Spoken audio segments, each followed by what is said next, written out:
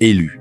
As-tu déjà pris le temps de te demander pourquoi, parmi tous ceux de ton lignage, c'est toi qui portais un feu différent dans ton âme? Pourquoi les rêves plantés dans ton cœur n'ont jamais ressemblé à ceux qui t'entouraient? Pourquoi le chemin sous tes pieds t'a toujours paru étranger, voire sacré? Ce n'est pas le hasard. Et non, bien-aimé, tu ne l'imagines pas. Les yeux du Seigneur ont toujours été posés sur toi. Ce n'est pas seulement un message. C'est un rendez-vous divin, une confirmation spirituelle que ce que tu as porté en silence à l'intérieur de toi est non seulement réel, mais ordonné par Dieu. Car il est écrit, « Avant de te former dans le ventre de ta mère, je te connaissais. Avant que tu sois né, je t'avais mis à part. » Jérémie 1, contre 5. Tu n'as pas été oublié.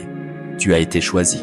Mais même avec cette vérité peut être une question, demeure-t-elle encore dans ton cœur? Pourquoi le chemin fait-il encore si mal si j'ai vraiment été choisi?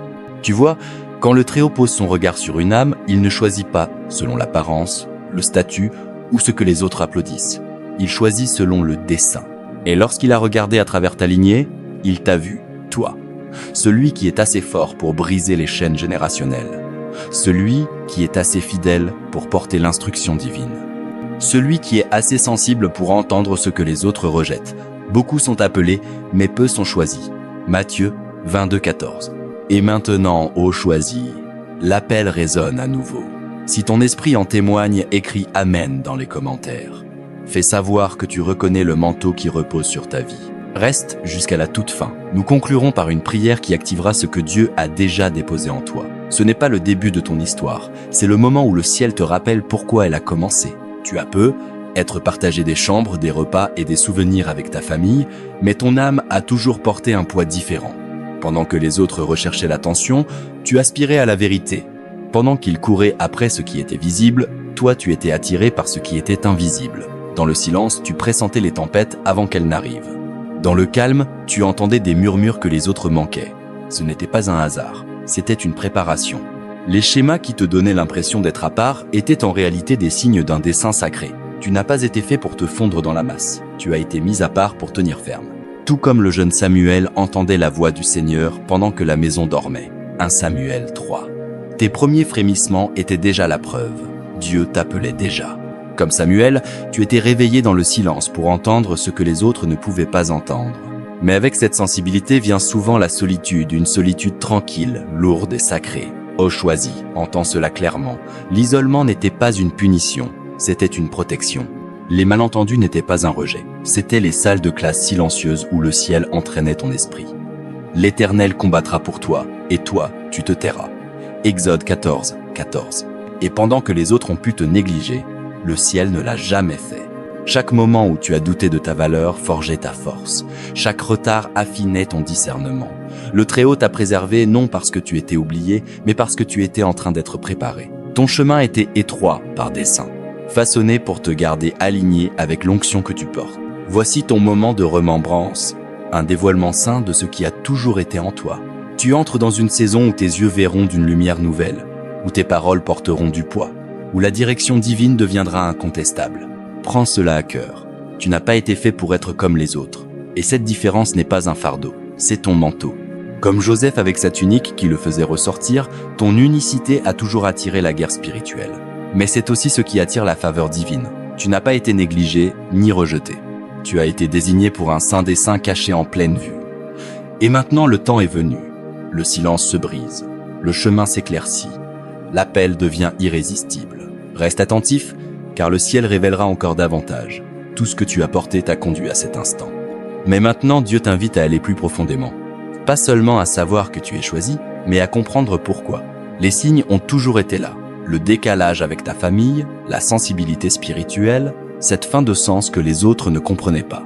Ce n'étaient pas des défauts, c'étaient des marqueurs, des preuves d'un dessein divin. Les choisis ne sont pas sélectionnés selon ce que le monde valorise, statut, apparence, titre. Ils sont choisis selon l'alignement avec le dessein du ciel. Dieu n'a-t-il pas choisi ceux qui sont pauvres aux yeux du monde pour qu'ils soient riches en foi? Jacques 2 contre 5. C'est pourquoi tu n'as jamais rentré dans le moule. Tu n'étais jamais censé y rentrer. Beaucoup de choisis naissent dans des maisons incapables de reconnaître leur appel. Tu as peu été négligé, incompris, étiqueté trop. Mais ce qui ressemblait à du rejet était en réalité une préservation. Tout comme Moïse fut placé dans une corbeille et abandonné au courant, ta séparation précoce du familier était un bouclier contre la contamination spirituelle. Tu étais élevé différemment pour quelque chose de plus haut. La responsabilité spirituelle ne suit pas l'ordre familial. L'ordre du ciel n'est pas basé sur l'ordre de naissance. Esther fut placée dans le palais royal non pour se conformer aux coutumes de la cour, mais pour un temps comme celui-ci, afin d'intercéder pour son peuple. Esther 4,14. Ta différence n'est pas un accident. C'est précisément la raison pour laquelle tu as été positionné là où tu es, porteur d'une influence pour un dessein bien plus grand que toi-même. Et ce n'est pas de l'arrogance, c'est une mission. Les choisis portent des fardeaux que les autres ne perçoivent pas. Les batailles émotionnelles, la solitude, les traumatismes précoces n'étaient pas des accidents, c'étaient des salles de classe. Le feu n'était pas destiné à te détruire.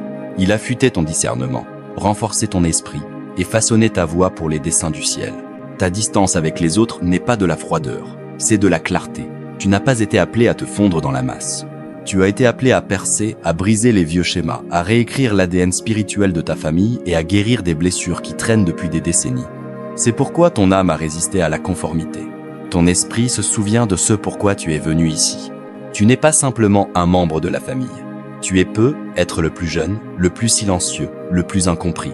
Pourtant Dieu t'a confié un rôle unique de prière et de vigilance dans ta maison différent, mais pas plus important qu'aucune autre partie de son corps. Non par hasard, non par accident, mais par nomination divine. Mais les rôles spirituels portent un poids invisible. Quand Dieu te confie l'intercession, le coup est souvent caché. Être désigné leader spirituel de ta famille ne ressemble pas toujours à une bénédiction. Cela ressemble souvent à de l'isolement. Pendant que les autres vivent librement, tu portes un poids invisible. Tu n'as pas les mêmes libertés. Tu ressens l'exigence silencieuse de prier quand les autres se reposent, de jeûner quand les autres festoient, de rester vigilant quand les autres dorment. Au fond de toi, tu sais que ton obéissance peut être le canal par lequel la protection et la bénédiction de Dieu coulent dans ta maison, mais la source ultime de protection reste toujours sa grâce. Ce n'est pas de l'ego, c'est une responsabilité divine. Le Très-Haut n'attribue pas l'autorité spirituelle à la légère. Quand il met quelqu'un à part, il équipe cette âme d'une vue au-delà de la surface. C'est pourquoi tu as senti la tension avant qu'elle n'explose. Pourquoi tes rêves t'avertissent du danger. Pourquoi tu es celui qu'on appelle dans le chaos, mais qu'on ne vérifie presque jamais quand tu t'effondres toi-même. Tu es l'intercesseur, le protecteur silencieux, la sentinelle sur la muraille, éveillé quand les autres dorment, gardant les frontières de ta maison en prière. Mais avec cette autorité vient l'appel à l'humilité. Ton rôle n'est pas de dominer, il est de relever, de prier en silence quand on te moque, de pardonner quand on te comprend mal. Si quelqu'un veut être grand parmi vous, qu'il soit votre serviteur. Matthieu 20, 26. Tu n'as pas été choisi pour dominer, tu as été choisi pour couvrir. Et oui, ça fait mal quand tes frères et sœurs lèvent les yeux au ciel, quand ils t'accusent d'être auto-juste, quand ils ne voient pas les nuits où tu pleures en secret juste pour les garder couverts en prière. Mais tu n'es pas meilleur, tu es simplement chargé. Beaucoup de choisis subissent des blessures tôt dans la vie, abus, rejet, abandon, non comme punition mais comme entraînement. L'ennemi a vu ce que tu portais avant même que tu ne le saches. Mais Dieu a utilisé ces épreuves pour renforcer ta résilience et affûter ta foi. Cette purification n'était pas pour te briser, mais pour te préparer à l'autorité. La souffrance est devenue une salle de classe sacrée où force et sagesse ont été gravées dans ton esprit. Tu es né pour être le point de bascule, le moment dans l'histoire où les chaînes héritées perdent leur emprise. C'est pourquoi tu n'as jamais pu te conformer. C'est pourquoi tu portes une vision que les autres résistent. C'est pourquoi tu aimes même quand on te met à l'écart. Le rang spirituel ne se voit pas avec des titres. Il se prouve dans l'endurance, la compassion et l'obéissance. Peut-être as-tu été négligé, réduit au silence ou incompris dans ta propre maison. Mais le ciel t'a quand même confié la vision. Le ciel te voit comme le premier dans l'ordre spirituel. Tu n'as pas été choisi parce que tu étais parfait. Tu as été choisi parce que Dieu savait que tu dirais oui. Alors tiens ferme. Non, tu ne l'imagines pas. Et non, ce n'est pas de l'arrogance. C'est l'onction. Les signes ont toujours été là. Les combats précoces, le poids spirituel, les moments que personne ne pouvait t'expliquer mais que tu ne pouvais ignorer. Maintenant, tu commences à comprendre que tu as été choisi. Mais cette question demeure encore dans ton esprit. Pourquoi toi? Pourquoi pas eux? Pourquoi tes ont confié une perspicacité que les autres ne portent pas? Des fardeaux que les autres n'ont jamais eu à porter? La réponse est simple, parce que tu as dit oui. Pas toujours avec des mots, mais avec la posture, avec l'abandon. C'est comme si, quand Dieu cherchait quelqu'un dans ta famille pour porter cette responsabilité, ton cœur était déjà prêt à répondre « Me voici ». Le Très-Haut ne choisit pas au hasard. Il choisit avec précision. L'Éternel ne regarde pas ce que regarde l'homme. L'homme regarde l'apparence, mais l'Éternel regarde au cœur. 1 Samuel 16-7. Il a regardé au-delà de ton passé, au-delà de tes failles, au-delà de tes effondrements. Et il a vu celui qui serait prêt à obéir, à intercéder, à se tenir dans la brèche, même quand ça fait mal. Ce message s'adresse à ceux qui sentent un appel de Dieu pour une mission précise dans leur vie. Être choisi ici signifie être investi d'une tâche de transformation, pas être plus digne du salut que les autres. Tu es l'interruption dans une lignée de souffrance, celui qui a été chargé de briser ce que les autres ont porté en silence. Là où ta famille a connu l'addiction, tu as été appelé à marcher dans la liberté. Là où le silence couvrait les blessures, tu as été appelé à dire la vérité. Là où le trauma se transmettait, tu as été choisi pour planter la guérison. Ton obéissance peut paraître étrange aux autres, mais c'est l'alignement du ciel. Tu n'es pas né pour continuer le cycle, tu es né pour le terminer. Et cet appel exigeait quelqu'un prêt à affronter le feu sans durcir son cœur. Quelqu'un capable de porter la douleur tout en guidant avec amour. Quelqu'un à qui le ciel pouvait faire confiance pour ne pas abandonner quand ça devient lourd. Tu es cette personne. Le choix du ciel est tombé sur toi, non pour ta force, mais pour ton abandon. Parce que quand ça comptait vraiment, Dieu savait que tu écouterais. Ta solitude n'était pas un rejet. C'était un terrain d'entraînement. Le fardeau n'était pas aléatoire. C'était un manteau. Et maintenant, le dessein derrière la douleur commence à se révéler. Tu n'as pas été choisi seulement pour toi. Tu as été choisi pour ceux qui viendront après toi. L'autorité spirituelle n'est jamais donnée sans sacrifice. Les choisis ne marchent pas légèrement. Ils marchent à travers le feu. Et à chaque pas, ils portent un poids non seulement pour eux-mêmes, mais pour des générations. As-tu remarqué que tes victoires semblent plus grandes que personnelles? Que quand tu surmontes, quelque chose bouge dans ta lignée. Ce n'est pas une coïncidence. C'est l'héritage en mouvement. Par toi, toutes les familles de la terre seront bénies. Genèse 12-3. Ta foi construit des ponts pour ceux qui marcheront longtemps après toi. Mais le dessein ne rassemble pas les foules. Il attire le silence. L'isolement devient ta salle de classe. Pendant que les autres courent après l'appartenance, toi tu commences à la perdre non parce que tu es orgueilleux, mais parce que ton chemin est étroit. Tes pensées ne s'alignent plus avec le familier. Ton esprit ne rentre plus dans l'espace qu'il appelait autrefois maison. C'est une partie de l'appel. Tu n'as pas été choisi pour être compris. Tu as été choisi pour interrompre les cycles, pour arrêter de prétendre que tout va bien, pour pardonner en premier, pour t'éloigner de ce qui est toxique, pour prier avec clarté quand les autres se moquent de ta conviction. Et ça fait mal. Surtout quand le décalage vient de tes propres frères et sœurs. Vous avez partagé l'enfance, mais maintenant vous marchez sur des routes différentes et aucune explication ne semble suffisante. Mais comprends ceci, Dieu n'appelle pas les plus qualifiés, il qualifie les plus abandonnés. Tu peux te sentir incompris, voire accusé de secouer la tradition. Mais tu n'as pas été envoyé pour continuer ce qui est brisé. Tu as été envoyé pour restaurer ce qui est sain. Quand tu as dit oui à la responsabilité divine. Oui à porter les réponses que tes ancêtres ont priées. Quelque part dans ta lignée, quelqu'un a crié pour le changement. Et le ciel a répondu, pas avec le tonnerre, mais avec toi. Mais cette réponse a un coût. Tu peux perdre la connexion, le confort, la compagnie. Les nuits sont longues. Le poids spirituel est lourd. Parfois, les personnes même que tu protèges te repoussent. Pourtant, ton esprit reste ouvert. Tu continues d'intercéder. Tu continues d'aimer sans applaudissement. C'est ce que l'héritage exige.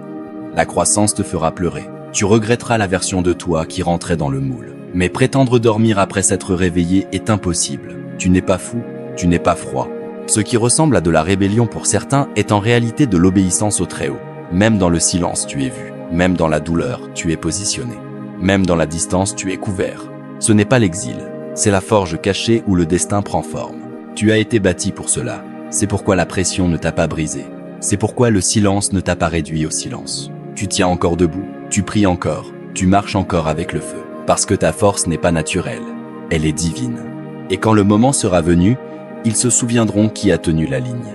Après toutes les tempêtes, après avoir survécu à l'isolement, au rejet, au silence, au malentendu, il y a quelque chose de sacré que tu dois savoir.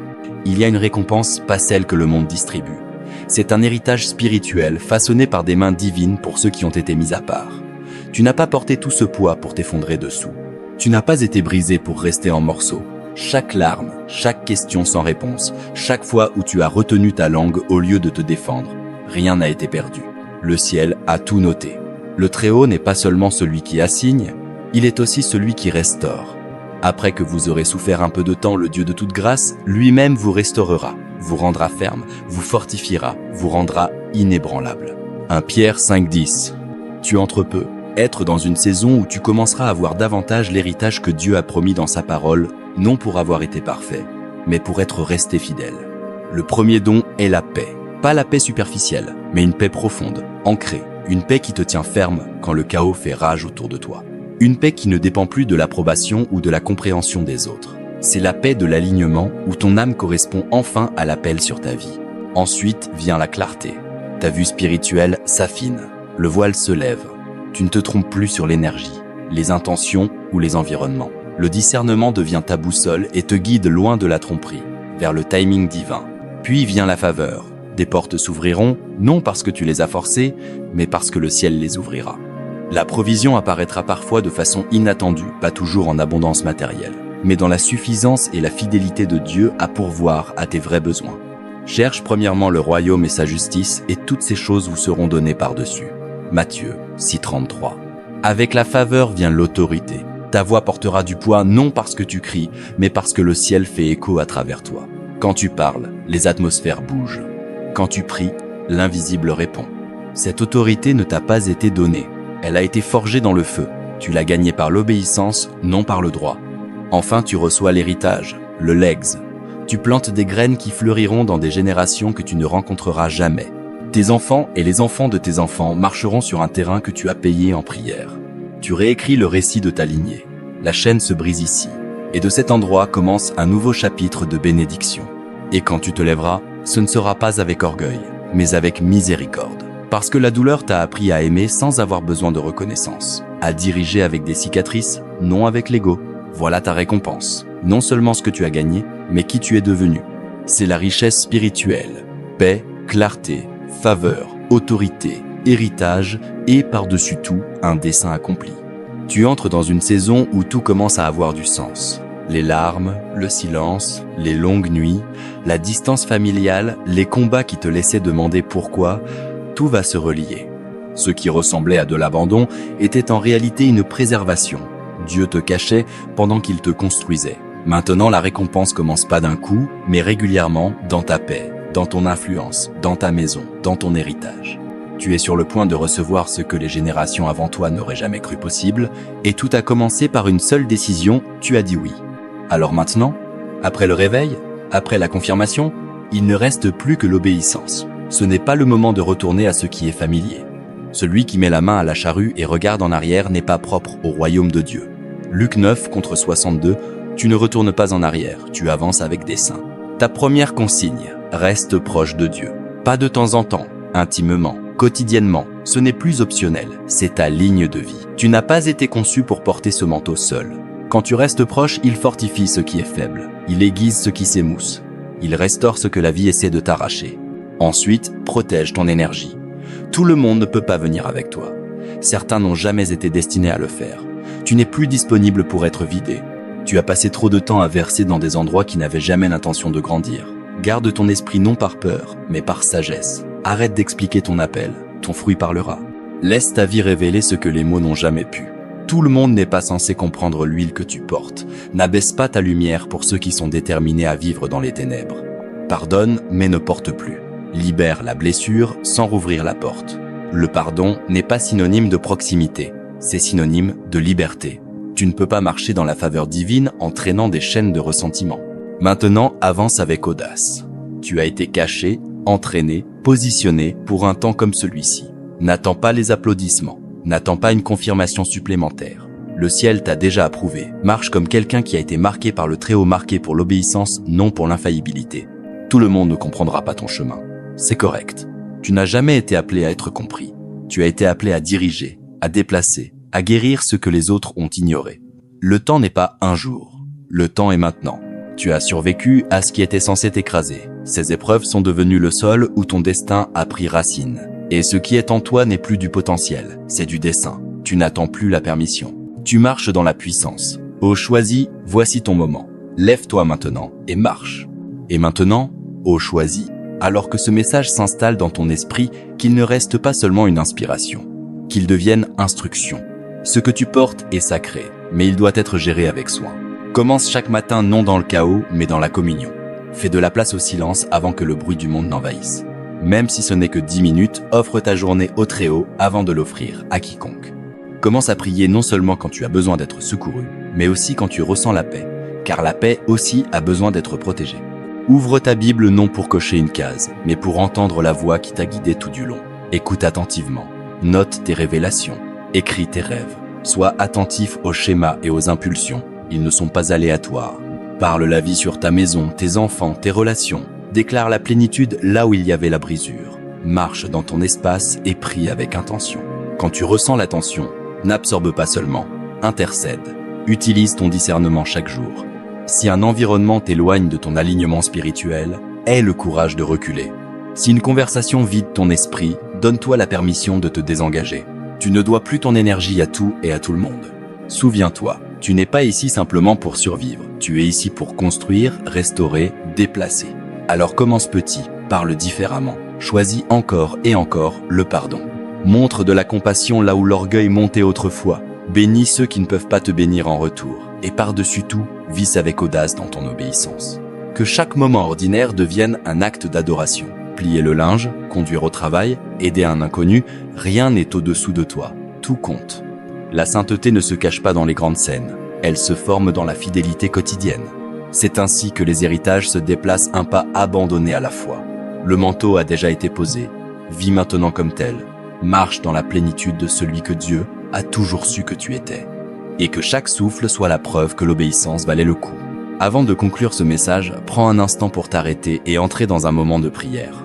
C'est ton moment pour t'aligner avec ce que le ciel a déclaré sur ta vie. Que cela soit plus que des mots. Que ce soit ta réponse personnelle à l'appel que tu portes. Respire profondément et prions ensemble. Père Céleste, Dieu Très-Haut, toi qui vois dans le secret et récompense au temps convenable, nous nous présentons devant toi maintenant dans un abandon total. Nous entrons en ta présence non comme des étrangers, mais comme des fils et des filles mis à part, sanctifiés et appelés selon ton dessein divin. Seigneur, nous te remercions de nous avoir choisis non parce que nous étions les plus qualifiés, les plus forts ou les plus visibles, mais parce que tu as vu notre disponibilité. Tu as regardé au plus profond de notre être, et tu as vu un cœur qui dirait « oui », même dans la douleur, même dans le silence, même sans applaudissements. Nous te remercions de ne pas avoir choisi selon le critère des hommes, mais selon la sagesse du ciel. Aujourd'hui, nous reconnaissons le feu que tu as placé en nous, cette sainte agitation intérieure, cette profonde sensibilité spirituelle, cette traction irrésistible vers le dessein. Nous comprenons maintenant que ce n'était jamais un fardeau, c'était un manteau. Et pour chaque saison d'isolement, chaque moment incompris, chaque larme versée quand personne ne voyait, nous disons merci. Parce que dans le lieu caché, tu nous construisais, tu nous façonnais, tu nous préparais à porter l'huile pour une génération. Père, nous déclarons aujourd'hui que nous sommes prêts à marcher comme ceux que tu as appelés plus rétrécis, plus dans le doute, plus en attente de validation humaine, alors que nous portons déjà l'approbation divine. Donne-nous de l'audace, Seigneur, non enracinée dans l'orgueil, mais dans l'humilité et la clarté. Fais-nous parler quand tu dis parle, fais-nous taire quand tu dis tais-toi. Fais que nos vies reflètent l'obéissance plus que la performance. Fais de nos maisons des autels. Fais de nos routines quotidiennes des offrandes. Aide-nous à t'entendre clairement même dans le bruit. Aide-nous à bouger avec conviction même sous la pression. Et quand nous ressentons le coup d'être choisis quand les relations bougent, quand l'isolement revient, quand la fatigue essaie de s'installer, rappelle-nous que tu es notre part et notre force. Nous demandons maintenant la protection divine sur chaque vase choisi qui entend cette prière. Scelle nos esprits de la confusion. Garde nos cœurs de l'amertume. Brise chaque malédiction générationnelle qui essaie de murmurer la défaite dans notre identité. Nous déclarons que les cycles de trauma s'arrêtent ici. Les cycles de silence s'arrêtent ici. Les cycles de prétention, de performance et de transmission de douleur s'arrêtent ici. Seigneur, nous prions aussi pour nos familles, même ceux qui nous ont mal compris, moqués, rejetés. Bénis-les, guéris-les. Fais que notre obéissance soit une lumière qui les attire plus près de toi. Et s'ils ne comprennent jamais, aide-nous à les aimer quand même. Apprends-nous à servir à partir de nos cicatrices, à diriger avec douceur, à rester tendres même quand le monde essaie de nous endurcir. Nous recevons ton héritage les mains ouvertes, non seulement les bénédictions, mais la responsabilité. Accorde-nous la paix qui nous ancre, la clarté qui nous dirige, la faveur qui ouvre les portes divines, l'autorité qui déplace les atmosphères, et l'héritage qui parle même après notre départ. Fais que chaque sacrifice serve un dessein plus haut. Fais de notre histoire un témoignage de ce que tu peux faire avec une âme abandonnée. Esprit Saint, réveille les dons en nous. Réveille chaque appel endormi. Souffle la vie dans chaque rêve oublié. Fais de cet instant le tournant non seulement dans nos vies, mais dans nos lignées. Gardien de la flamme, ceux à qui tu as confié de veiller sur le feu de la foi jusqu'à ce que la prochaine génération soit prête. Non pour que notre nom soit connu, mais pour que ton nom soit exalté. Et quand le doute reviendra, rappelle-nous que nous avons été choisis. Quand la peur frappera, rappelle-nous que nous avons déjà été approuvés. Quand la fatigue montera, rappelle-nous que tu es notre repos. Nous ne retarderons plus, nous ne jouerons plus petit, nous n'édulcorerons plus la parole que tu as prononcée sur nous. Nous nous levons maintenant non comme orphelins, mais comme vases. Non comme victimes, mais comme vainqueurs. Non dans notre force, mais dans la tienne. Au nom puissant, incomparable et saint de Jésus, Amen. Si cette prière a parlé à ton esprit, fais-le savoir dans les commentaires. Écris « Je le reçois, Amen ». Ton accord active la parole sur ta vie. N'oublie pas de t'abonner et d'activer la cloche de notification pour ne jamais manquer ce que Dieu révèle ensuite. Merci d'avoir été là, tu n'es pas seul. Maintenant va et marche avec audace dans ton appel.